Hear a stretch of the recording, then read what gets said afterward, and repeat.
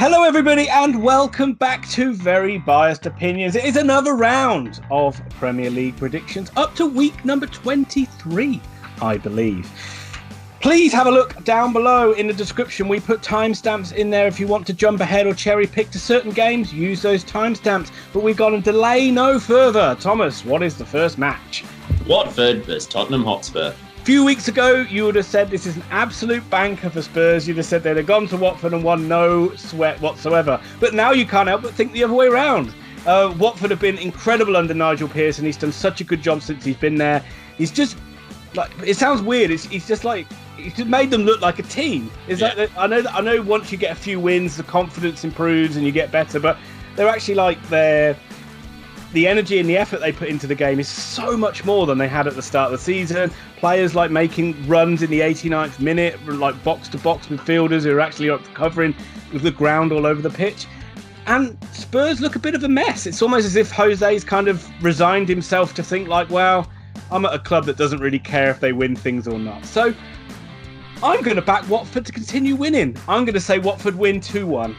Yeah, Spurs are a bit tough. Without Harry Kane as well, like a clinical striker, they miss chances they should probably score, like every team does, but it really hurts them when the rest of the team's getting a bit lethargic behind them. This is a club that finally the continual lack of investment seems to really be coming home to roost. There are too many players who are too comfortable on their laurels and not enough young Sung Mins or whatever running like headless chickens.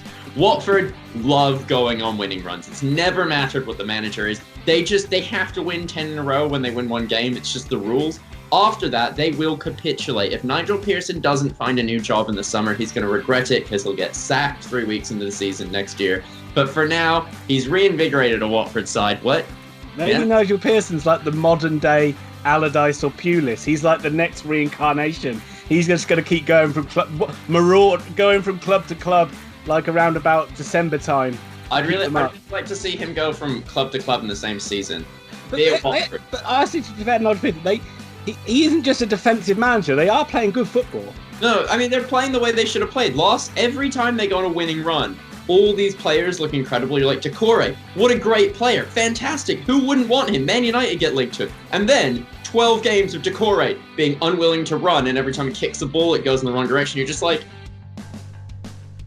what the hell's going on? Yeah, exactly, yeah. I can't see Watford winning this, though. I got Spurs to win. This 2-1. Brighton, Hove and Albion versus Aston Villa. Normally you'd say it was really unfair that 3 teams got to play one, but it's not anymore because all 3 teams from Brighton, Hove and Albion can't be bothered to play football. Holy shit, their last game was terrible. Against an Everton side that can't be bothered to play against 16-year-olds, this Brighton side refused to put in anything to the game. Whatever game plan Graham Potter gave them, they clearly just threw out the window at the beginning. All this fanciful talk and, he's changed team. He hasn't changed shit. Honest to God, this team was turgid. They were poor.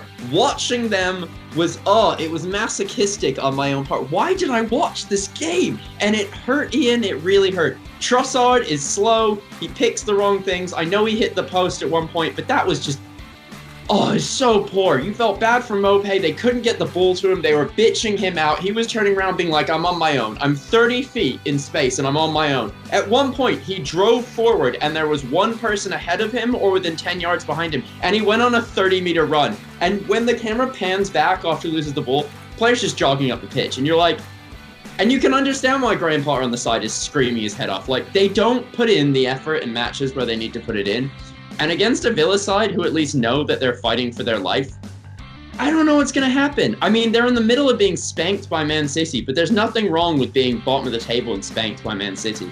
This is a relegation battle, and I worry about this Brighton team. They don't seem up for it. Admittedly, Villa right now don't seem up for it. They're down 5-0 at last check. I gotta go with a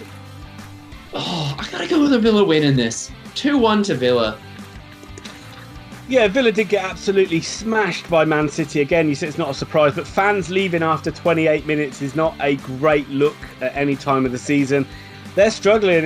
It's going to be really hard for them. There's a lot of sides winning down the bottom, so Villa really need to get their act together.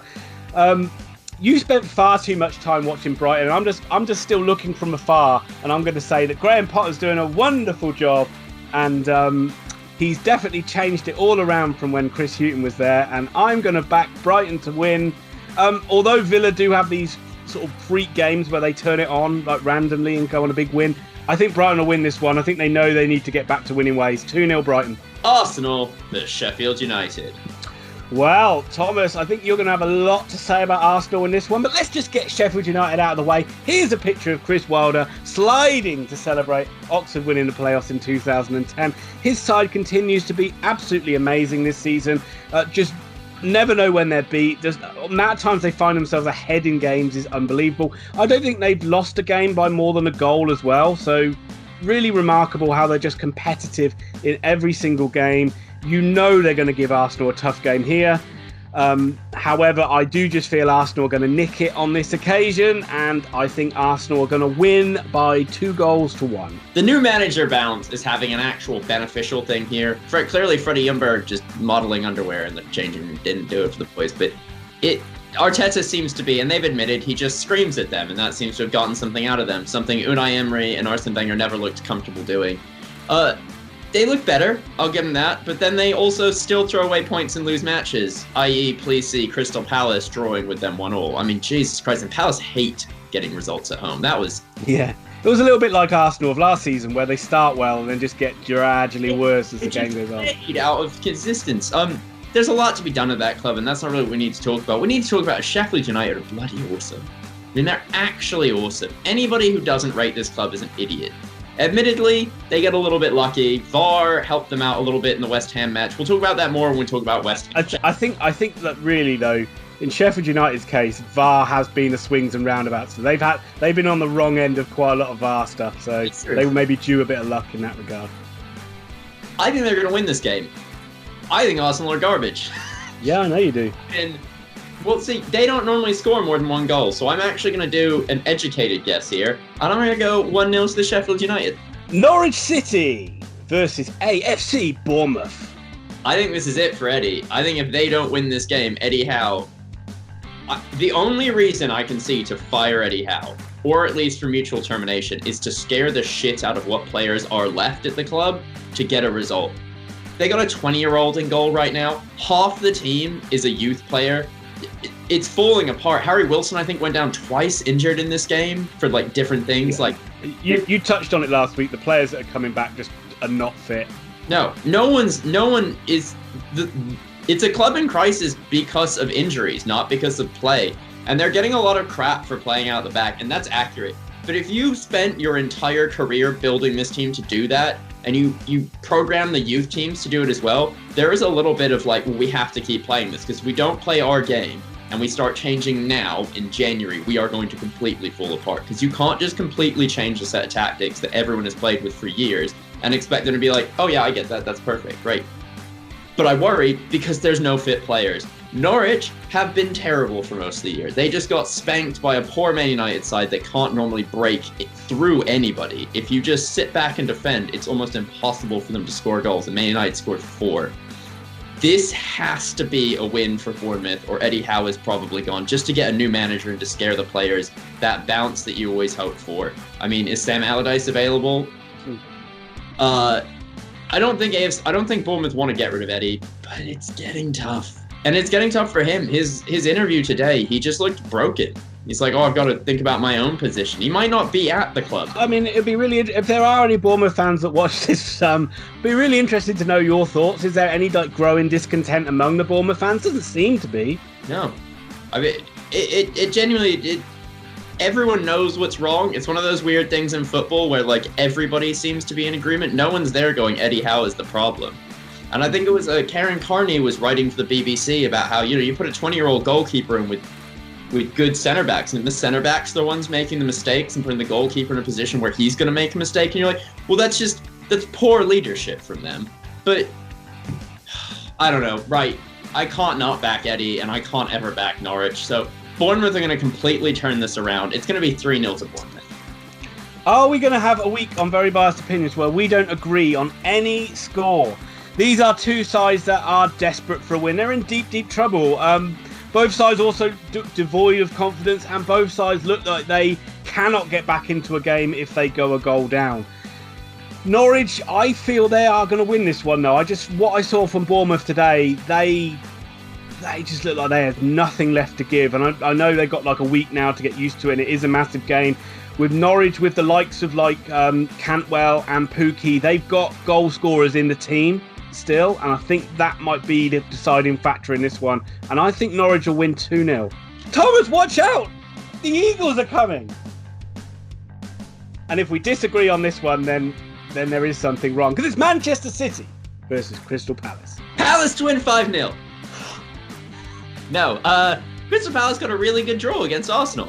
Genuinely a really good draw against Arsenal. City are still playing right now, are they? Probably. I think there was only one team playing in that game anyway.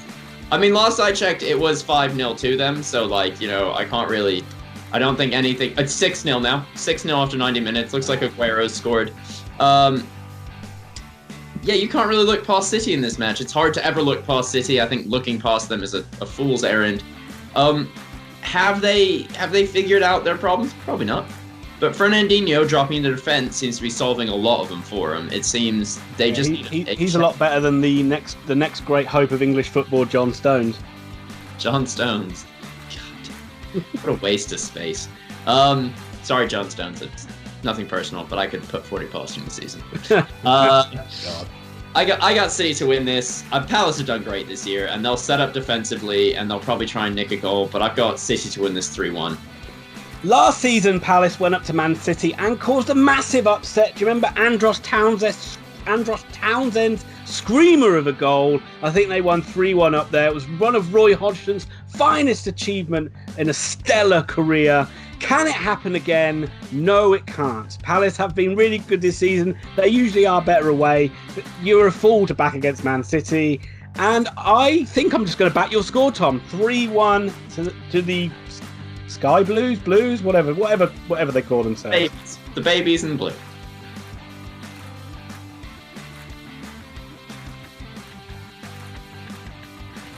It's time to stop and thank you all, because you're the real stars. No, but genuinely, thank you so much for liking, and thank you so much for subscribing to him. Thank you so much for all the comments. We really appreciate it.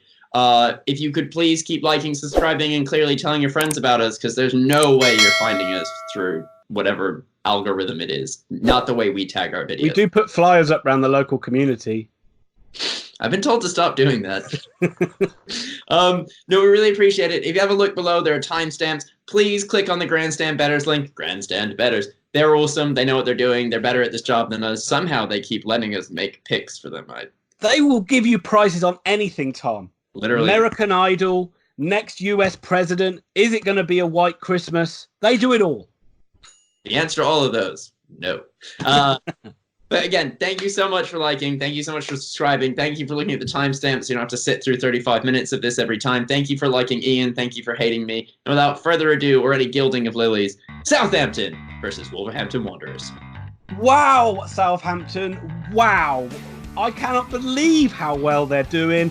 What a turnaround. Obviously, they avenged that humiliating 9-0 defeat by Leicester by going to the King Power and not only winning, but coming from a goal down to win as well.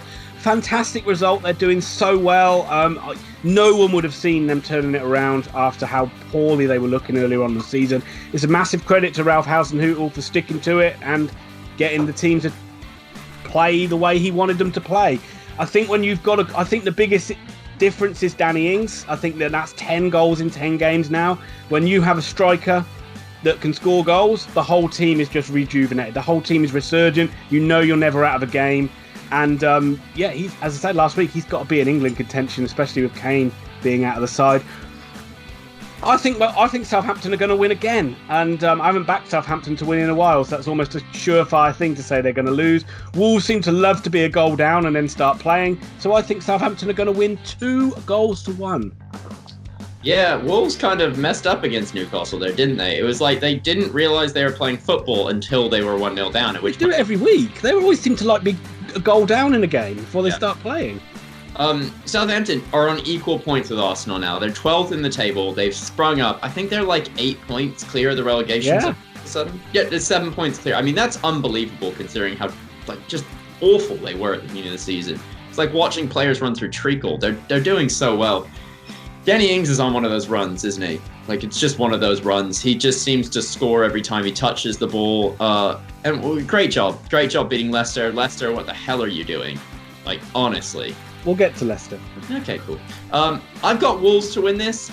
They don't really know what day of the week it is or what match they're playing most of the time. But again, Raul Jimenez, Neves, they've got such a good team and such a creative team. Adama Traore, all they need to do is turn it on for 20 minutes against the Southampton side and they should win. I never, ever, ever will back King Ralph's side to win a game. I am morally against that. I know, it's weird, isn't it? It just seems a bit odd, me backing them.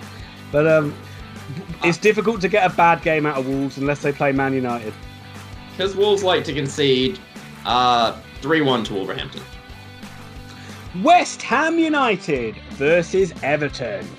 So I don't really know which Everton's going to turn up to this. Is it going to be the side that likes to lose to 16-year-olds, or is it going to be the team that came out against Brighton and for at least 60 minutes was like, this is our town, watch us play football? Admittedly, they slowed and then were offering almost nothing at the end of the game. He just got nervous, came a little bit, got to protect. Ancelotti drops him into a 4-4-2, and that seems pretty clearly two banks of four just sitting in front of the defense, being like, well, you don't look like you can pass anywhere close to even our third of the pitch, so just let's see what happens. And it worked out well. Trossard hit the bar off a good piece of skill, but Everton were value. They were the better team. It was hard to argue. They probably should have had 2 or 3. There's a definite penalty. Walcott got pulled down in the area, but VAR decided he wasn't pulled down in the area. I don't know what a grab on the shoulder and a yank back is outside of a penalty, but VAR knows what it's doing. West Ham got screwed over a little bit by VAR. So is this going to be the battle of the VAR? It could indeed be. West Ham lost to Sheffield United 1-0. It probably should have been a 1-1 draw. Snodgrass was really, really good in that game. He played really good football. These are two teams that both need a win, so 1-1 draw? Oh my God, exactly what I was thinking. I'm massively confused. I thought all David Moyes does was win. So how can I look at the scores and see they lost to Sheffield United? It just doesn't make sense to me anymore. Could he have been possibly lying? No, it doesn't sound. He's Scottish. Scots don't lie. Then it must be that dastardly VAR coming back. In all seriousness, that was a stupid decision. It is the laws of the game, but those laws of the game desperately need readdressing, because that was a perfectly good goal they scored against Sheffield United.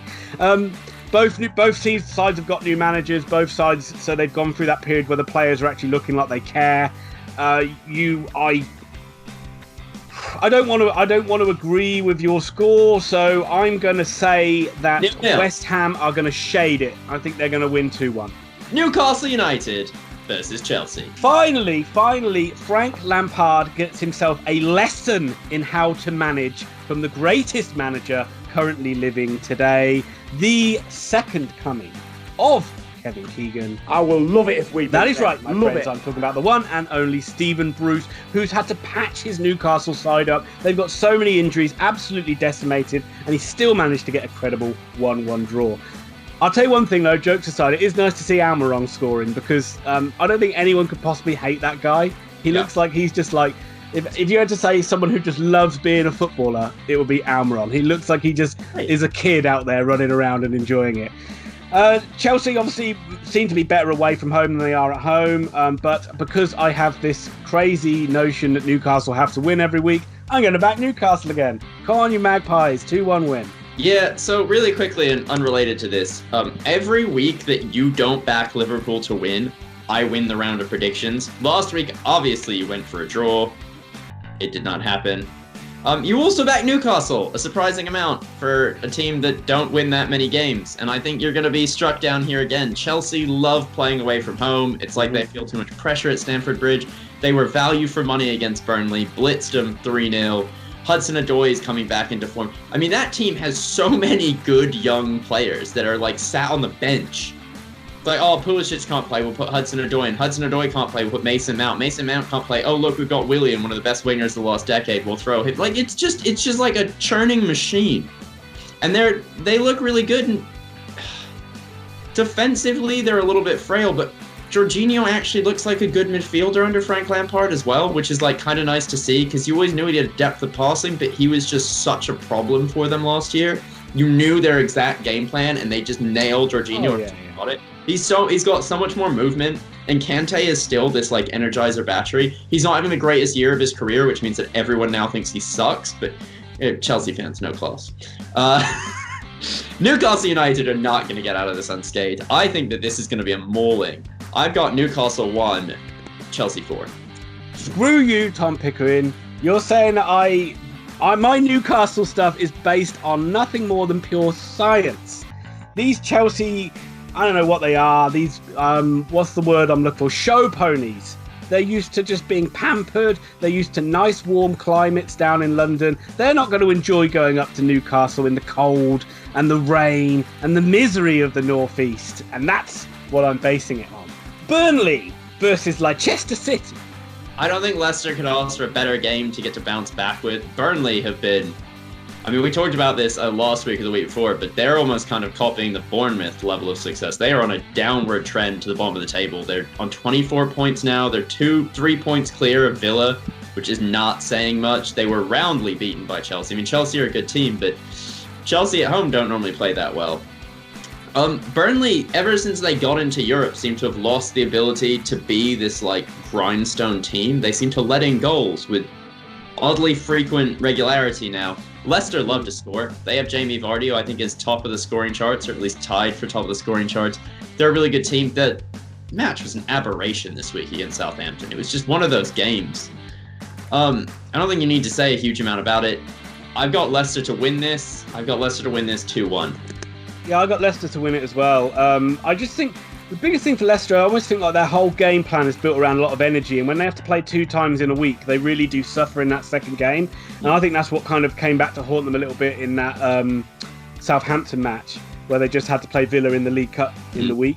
Whole week off this week, so you'd expect them to be back to good form against Burnley. The difference between Dyche and Howe is Howe's philosophy is all about positive play. And being like playing out from the back, whereas Dyche has built this Burnley side on solid foundations of being tough to beat. And at least although they haven't done it in recent weeks, they can just like revert back to that, and they've got enough points where they can just, not a huge amount, but they can just grind out maybe 3 or 4 more wins and be okay. You would be surprised if Burnley went down, but they're not. They're certainly not looking as good as they used to do. And I think Leicester will win this as well. I'm going to go one more than you, though. I think it'll be 3-1. We talk about main events on this channel. Let's be fair, they're not always the main event. But there can be no question this time that it is the main event. Liverpool Football Club versus Manchester United. Well, Liverpool are unstoppable. 20-odd wins, 22 wins out of 21 wins out of 22 games. But who were the side to stop their run? Thomas, that was Manchester United. And as our resident Manchester United expert, what do you think? Well, so last time Liverpool played Man United, I was convinced they were going to get absolutely hooned. You were convinced in a draw because Man United always play well against the big boys. And honestly, Liverpool were lucky to get a draw. I don't think they scored till the 70th or 80th minute. They were very lucky. And it was like the one time where I have backed against Liverpool probably in the last 2 years, and I've got something out of it. Liverpool weren't great against Spurs either, right?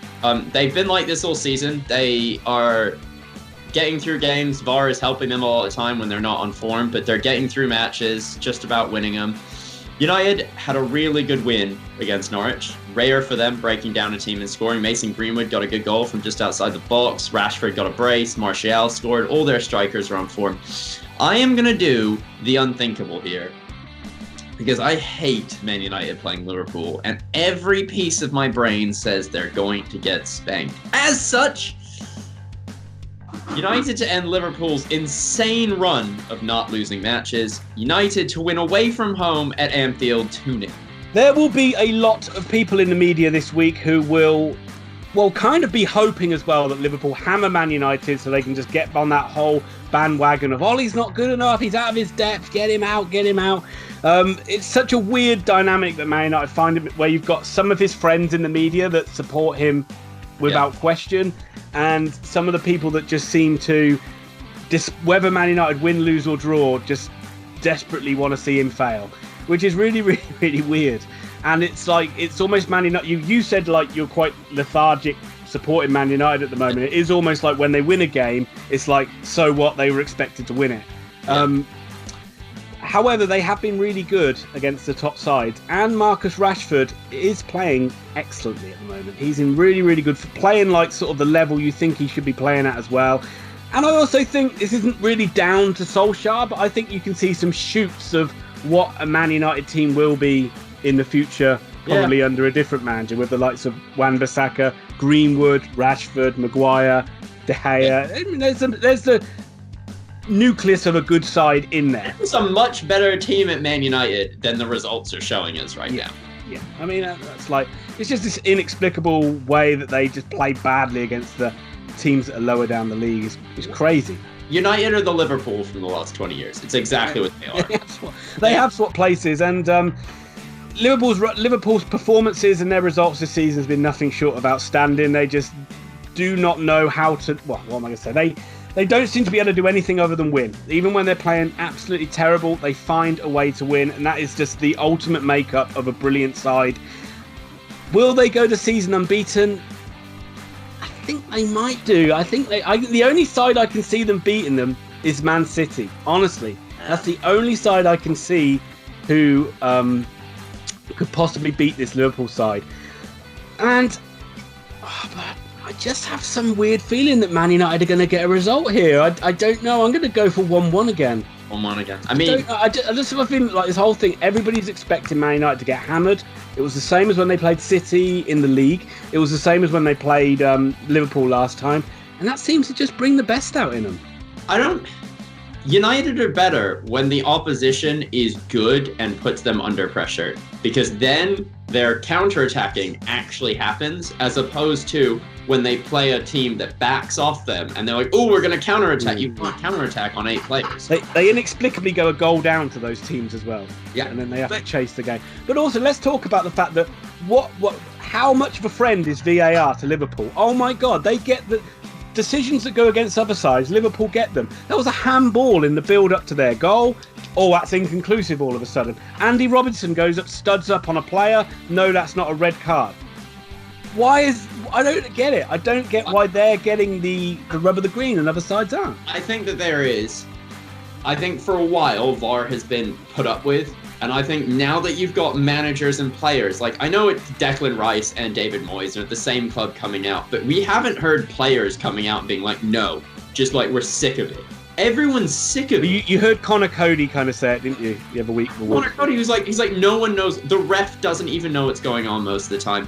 And it's starting to take the piss. And I get it. We're going to have to deal with this all season, and we're going to complain about it all season. But, like, sort it out. Have some sort of thing. Because one handball's a handball, another thing isn't. One thing is offside, another thing isn't. One's a red card. The penalties that are being given, not given, like, it's the same fouls. And the referees are giving fouls outside the box. They're not giving inside the box now. And nowhere was that more apparent than the Everton match, where if you grabbed a player outside the box, it was an instant whistle and half the time a yellow card. The minute you drag someone down in the box, it was a fair challenge, and you would... Did you hear about the goal that got disallowed? Well, I think we're just going to say, in conclusion, VAR is against every side except Liverpool. Yes. Yes. And with that being said, if you came here looking for detailed football analysis, you're definitely in the wrong place.